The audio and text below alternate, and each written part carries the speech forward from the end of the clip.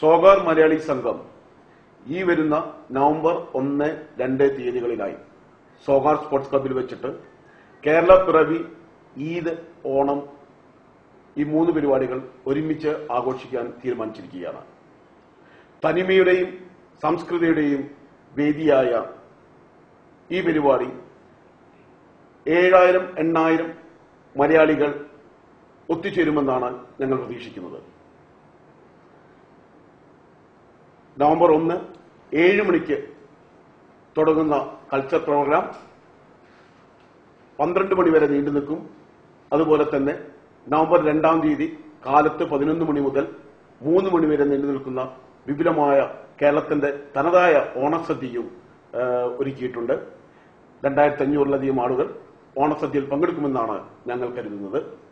സോഗാർ മലയാളികളെ സംബന്ധിച്ചിടത്തോളം ഒമാനിലെ ഇൻഡസ്ട്രിയൽ ക്യാപിറ്റലായ സോഗാറിലെ വിപുലമായ മലയാളികളെ കഴിഞ്ഞ കേരളോത്സവത്തിന് ശേഷം അത് വൻവിജയമായ കേരളോത്സവം 6000-ത്തോളം മലയാളികൾ ഒത്തുചേരുകയുണ്ടായി.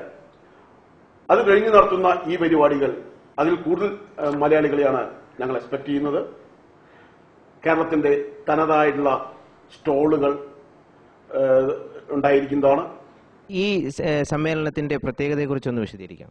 തനിമയുടെയും സംസ്കൃതിയുടെയും സംഗമം എന്ന് സൂചിപ്പിച്ചതുപോലെ തന്നെ ആദ്യമായി ഇദം പ്രഥമമായി ബക്രീദ്, ഓണം, കേരളപ്പിറവി ഇതെല്ലാം ഒന്നിച്ചാഘോഷിക്കുന്ന ആദ്യത്തെ ഒരു വേദിയാണ് സോഹാറിൽ ഈ പരിപാടി സംഘടിപ്പിച്ചിരിക്കുന്നത്. എല്ലാ വിഭാഗങ്ങളുടെയും എല്ലാ സംസ്കാരത്തിന്റെയും ഒരു കൂട്ടായ്മയാണ് ഞങ്ങൾ ഉദ്ദേശിക്കുന്നത്. നവംബർ 1 കേരളപ്പിറവി ദിനത്തിൽ വിവിധ സംസ്കാരങ്ങൾ യോജിപ്പിച്ചുകൊണ്ടുള്ള ഒരു കൾച്ചറൽ പരിപാടിയും കുട്ടികളുടെ കലാപരിപാടികൾ, വിവിധ കലാപരിപാടികൾ, 3 മണിക്കൂർ നീണ്ടു നിൽക്കുന്ന കലാപരിപാടികളും, വെള്ളിയാഴ്ച കാലത്ത് 11 മണി മുതൽ 3 മണി വരെ ഓണസദ്യയും, വിപുലമായ ഓണസദ്യയും, എല്ലാ വിഭവങ്ങളും വിഭവസമൃദ്ധമായൊരു ഓണസദ്യയും ഒരുക്കിയിട്ടാണ് ഞങ്ങൾ ഈ വർഷം ഈ പരിപാടി ആഘോഷിക്കുന്നത്. കേരളപ്പിറവി ദിനത്തിലുള്ള സാംസ്കാരിക പരിപാടിയുടെ ഉദ്ഘാടനം നിർവഹിക്കുന്നത് സോഹാർ എംപിയും മജ്ലിസ് അൽ ഷൂറയുമായ ഷെയ്ഖ് ഖാദിം അൽ അജ്മി അവർകളാണ്. അതുകൂടാതെ സോഹാറിലെ എല്ലാ വിശിഷ്ടാതിഥികളും വേദിയിൽ സന്നിഹിതരായിരിക്കും.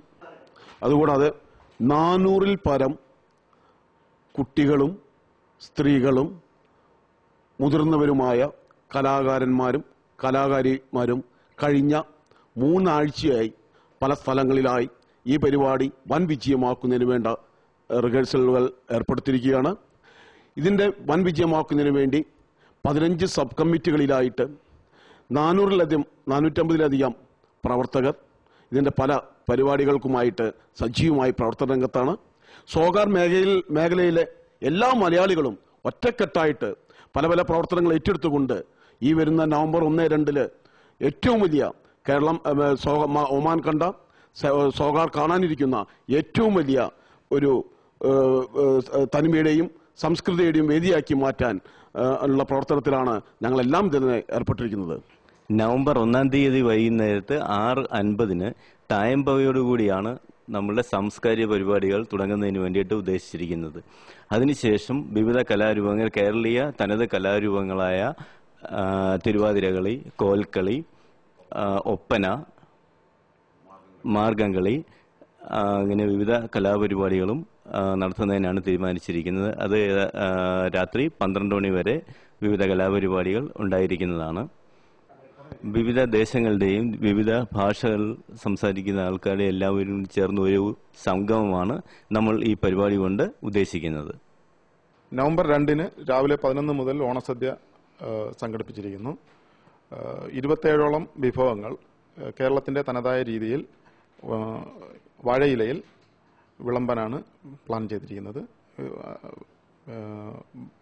2500-ൽ പരം ആൾക്കാർക്ക് സദ്യ വിളമ്പാനും പ്ലാൻ ചെയ്തിട്ടുണ്ട്.